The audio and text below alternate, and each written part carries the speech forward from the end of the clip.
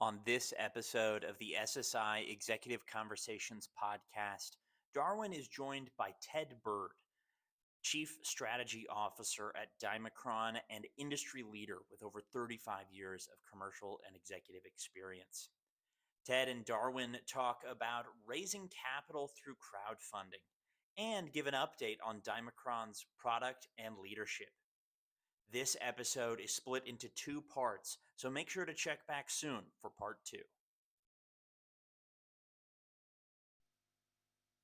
Well, I couldn't be more excited to have Ted Bird as our guest on the SSI Executive Conversations podcast today. Ted is a friend of ours for a while now, an incredible industry expert that many people know, over 35 years of global commercial leadership experience in the medical device industry.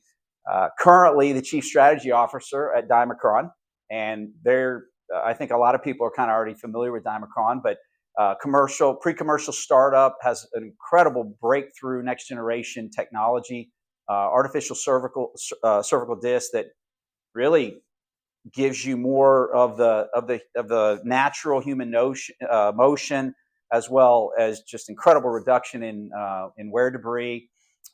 He is also the principal of the Bird Medical Group, which is a strategic management and consulting go-to-market company that provides all kinds of direction and med tech commercial solutions. Ted, you got so many incredible experiences in industry with Titan Spine, with the Zucker Institute, with Orthofix, Depew Synthes, Medtronic. We almost would have to just spend the whole podcast talking about all the incredible experience that you have. Boston Scientific, J&J. So welcome. We did a webinar about a year and a half ago that was extremely well received and attended, and had a white paper off of that. And I'm excited to have you on today to talk about a couple of key topics.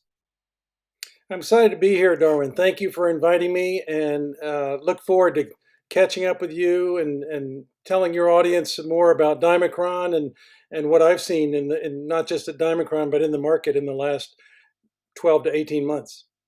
It's been incredible, all the activity, and as if the pandemic wasn't enough, but there is a lot of positive things going on, and from the disruption has come a lot of positive and advances in technology. Well, why don't we start out with, I think, for me, reggae funding. I think the first time I heard that was 2.5-3 years ago, and I was like, totally had no clue what the person was talking about. Since then, have gotten a little more educated, have got involved in a couple of companies through that process, and crowdfunding is another way. And I believe crowdfunding is how Dimacron started the process. But I think this is a great opportunity for you to share, with your background and incredible experience, how you went about the process of educating yourself on that, and then the board at Dimacron to allow you to move forward in growth funding, and what a unique opportunity for many of us out there to be able to support Dimacron in the direction it's going. Yeah, thanks, Darwin, for that opportunity, because that is very new news. Not just for the whole field, the whole area of a new alternative for capital fundraising, but very new for Dimacron. Mm-hmm. We just launched our Reg A Plus equity crowdfunding campaign about a month ago, right after the new year, towards the end of January. And I first learned about it 2 years ago when I first attended the LSI conference in Dana Point, California, Scott Pentel's meeting with the Life Science Intelligence, where I think we first met, actually, at that meeting. And that was the second time I'd heard about it and really didn't understand it very well at all. So, yes. Yeah, there was an individual there that Stephen Brock, give him credit. He contacted me and said, Ted, were you aware that there was a new rule that passed this year, 2021, that increased the capital fundraising limit for this new online fundraising arm of capital fundraising? And it allowed private companies to raise two different categories. One is called Reg CF, which stands for crowdfunding.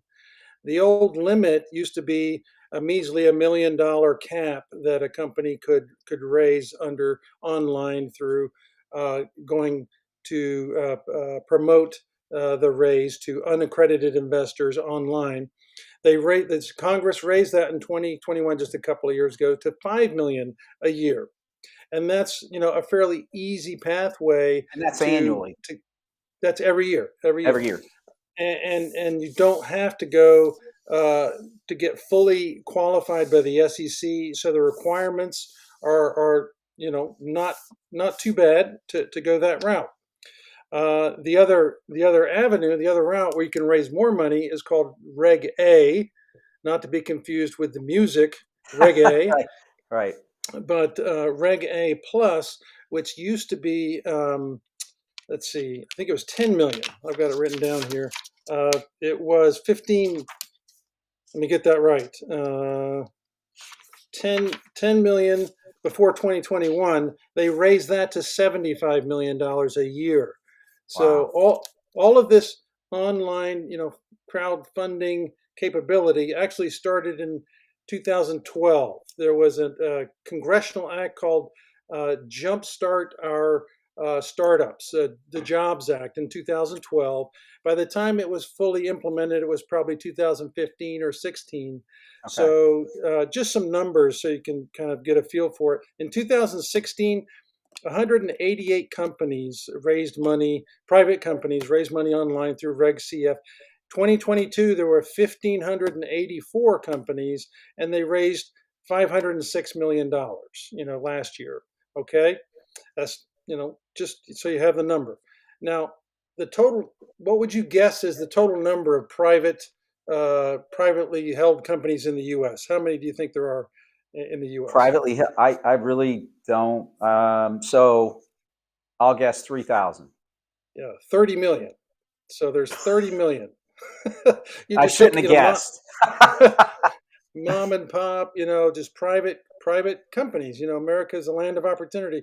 But what happens, especially when there's economic, hard times, these companies start to it becomes difficult, and the pandemic made it even more difficult for Absolutely. businesses. Restaurants, um, you know, car washes, whatever it And was. I guess when like you talk about that, because if we're talking about every, you know, Yeah, not just non-publicly traded medical, right? company, that makes perfect sense. I guess I was thinking more about companies that may have gone through this process of additional funding. So that Yeah. number makes a lot more Just sense. to put it That's in perspective, so between the year when it really started to last year, in the Reg A plus area, 2016, I pulled these numbers from a group called Crowdfund Insider, a guy called Adam Dix that puts on great webinars to educate yourself in the space. right. But $175 million raised in 2016. Last year, $1.8 billion raised online equity crowdfunding through Reg A plus. Now, that compares to the number for traditional capital fundraising, which is called Reg D. That's where you're Okay. only allowed to go after accredited investors. $148 billion of private money was raised in 2022. So only 1.8 billion out of 148 billion.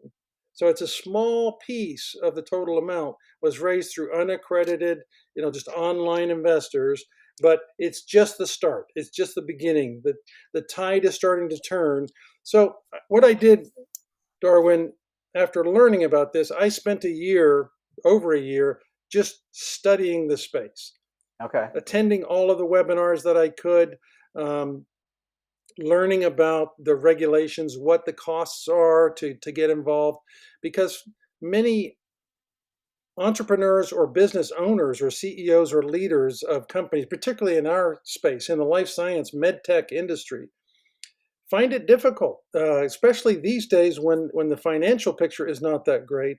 The amount of institutional capital and VC deals is getting harder and harder, even for more sophisticated companies that are ready to go public, IPO. The IPO market disappeared last year, so Right. it was a difficult environment. So for companies that have innovation that can really change people's lives and need that capital. Many of them turn the lights off. They enter that valley of death, and they don't have an option.